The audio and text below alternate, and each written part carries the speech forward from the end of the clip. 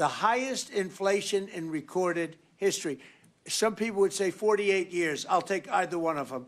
But I believe it's the highest inflation in recorded history. That alone makes it impossible for them to have done a good job affordability-wise. So one other thing. When I came into office, Victor, 2 days into office, they were screaming at me about the cost of eggs. I was there for 2 days. Eggs had quadrupled. And I said, listen, I just got here. Let me check it out. And they were right. Eggs had gone up by 3-4 times. Within a period of a few months, we had eggs down to a normal cost. We did a great job on groceries and affordability. The only problem is the fake news. You people don't want to report it. And, in fact, I'd like to ask Caroline. Where's Caroline? I'd like to ask Caroline a question. Where is she? Did she? Uh-oh. She deserted us. She deserted me. Our great Caroline superstar deserted me. Anyway, she's right outside. She was going to talk about, because the fake news yesterday, they talked about that. They said, oh, I don't want to talk about affordability. The reason I don't want to talk about affordability is because everybody knows that it's far less expensive under Trump than it was under Sleepy Joe Biden. And the prices are way down. Caroline? Yes, sir. Could you discuss that question that was asked, and how it was asked in such a fake, disgusting manner by the fake news? Yeah, and I just saw it asked again here, and it's very unfortunate that the reporters in this room refused to address, sir, what you just said, which is that you inherited the worst inflation crisis in modern American history, and you are fixing it in 10 short months. And your entire administration has been tasked with this effort, from Treasury Department to Agriculture Department to the National Economic Council right here at the White House. They are slashing regulation. He signed the largest middle-class tax cut in 6 months. In 6 months, in record time, putting more money back into the American people's pockets. So affordability is what the American people elected this president to do, and he is doing it, and you guys refuse to cover it, and you refuse to cover that the previous administration created the worst unaffordability crisis in American history. And I've been watching the TV all day saying that he doesn't want to talk about affordability. That's what he's working on every day, and that's what this administration is doing. Right now. But you know why they refuse to cover it? Can I Because they're fake news. That's why. Go ahead. Can I get her someone? Sure. Caroline, the Prime Minister would like you to work for him in Hungary. Please consider. Please consider. You know what? That's a very good decision you just made. Please don't leave us, Caroline.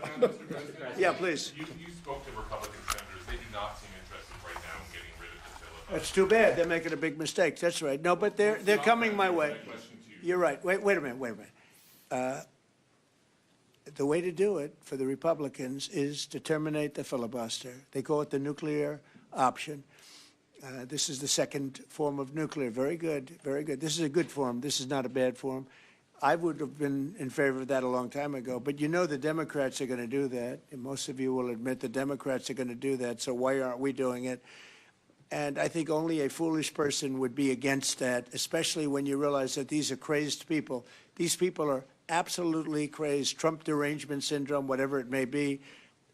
And I am totally in favor of terminating the filibuster, and we would be back to work within 10 minutes after that vote took place, and lots of other good things would happen.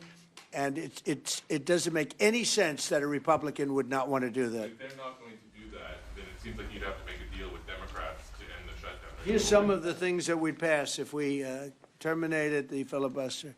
Voter ID, no mail-in voting, no cash bail, no men and women's sports, no welfare for illegals.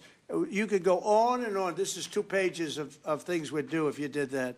Without it, I don't know that you pass anything, because you can't deal with them. They're really irrational. They really are. But I was happy to see that a tremendous liability to this country, a woman that made herself rich in this country, Nancy Pelosi, has quit, and she'll be out of here pretty soon. And that, I consider that to be a great asset for America, getting her out. Yeah, please go. Are you really going to deal with Democrats? You're not interested in it? I don't know. We'll see what they have. I mean, we'll see.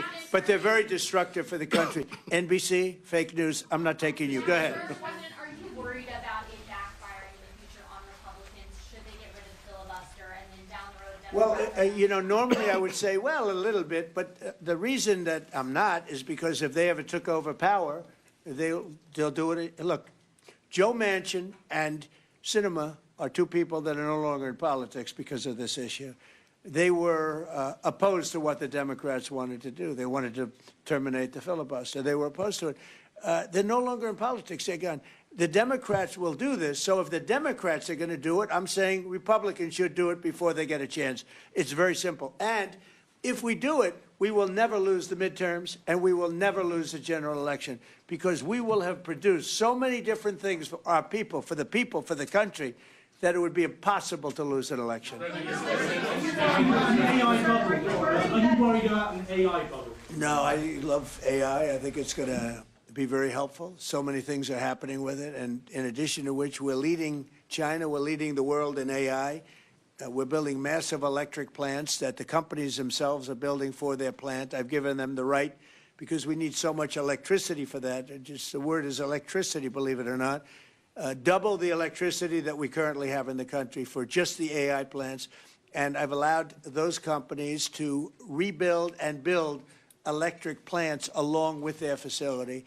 We're getting approvals done in less than a month, sometimes in 2 weeks, for massive, beautiful, massive buildings. And no, I'm totally in favor of it. I think it's really going to be the wave of the future, and we're leading the world. We're leading everybody by a lot. How long do you think the shutdown will last? President, how long do you think the shutdown will last? I don't know. It's up to the Democrats.